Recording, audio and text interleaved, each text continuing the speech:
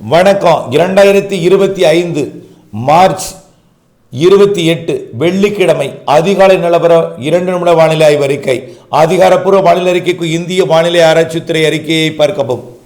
வங்கக்கடலின் மேல் உயரழுத்தம் நீடிக்க உயரழுத்த காற்று குடைபோல் இறங்கி கடலோர மாவட்டங்கள் வழி உள் மாவட்டங்கள் வழி கேரளா கர்நாடகா வரை பயணிக்கிறது. ஆந்திர பிரதேசத்திற்கும் பயணிக்கிறது. கடலோரம் நுழைந்து உள்ளே போகும் பொழுது இரவில் குளிர்ந்த காற்றையும் அதே நேரத்தில் பகலிலே வெப்பத்தால் லேசாக்கி மேலெழுப்பி வறண்ட காற்றாக உள்ளே அனலை கொடுக்கிறது. மேலெழுந்த காற்று கேரளா மற்றும் மேற்கு தொடர்ச்சி மலையில் போய் குளிர்ந்து மழைப்பிடிப்பை ஏற்படுத்துகிறது. இந்த நிலை 3 நாட்களுக்கு தொடரும். அதாவது அதிக வெப்பத்தை கொடுக்கும்.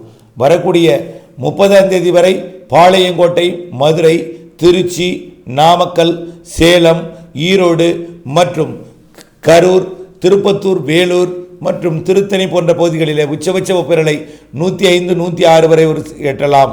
கடலோர மீனம்பாக்கம் கூட 100 டிகிரி எட்டி இருக்கிறது.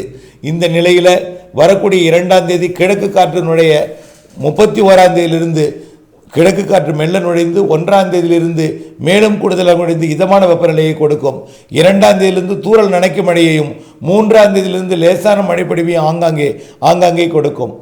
அதனைத் தொடர்ந்து ஆங்காங்கே மழைப்பொழிவை கொடுத்து கொண்டிருக்கிற நிலையில் கொடுக்க போகிற நிலையில் வரக்கூடிய 6, 7, 8 தேதிகளில் வலுவான நிகழ்வு ஒன்று வட தமிழ்நாடு தெற்கு ஆந்திர கரையை நெருங்கி மீண்டும் நல்ல ஒரு மழைப்பொழிவை கொடுக்க இருக்கிறது.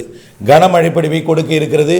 வரக்கூடிய ஏப்ரல் 6, 7, 8, 9 தேதிகளில் நிகழ்வு மழையாக இருக்கும். கண்டிப்பாக தெற்கு ஆந்திரா வட தமிழகத்திற்கு நெருங்கும்.